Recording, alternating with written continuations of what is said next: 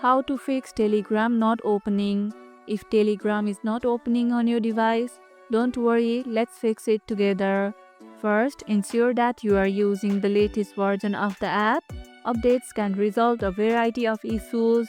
Head over to your Play Store, search for Telegram, and if an update is available, hit the update button. If you are on PC, visit Telegram's official website and download the latest version. If the app still is not opening, try restarting your device.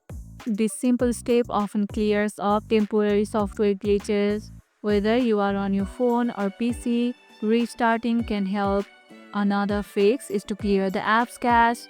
On Android, go to Settings, then tap on Apps. Then find the Telegram app and go to Storage and select Clear Cache. This action removes temporary files that could be causing issues. If you are on PC, consider uninstalling and reinstalling Telegram to clear out any potentially corrupted data. Let me know in the comments if you are still facing issues opening Telegram. And once you have followed these steps, Telegram should open smoothly and you'll be ready to chat with your friends and group again. And if this video helped, hit the like button, share it, subscribe, and leave a comment. Thanks for watching, and I'll see you in the next one.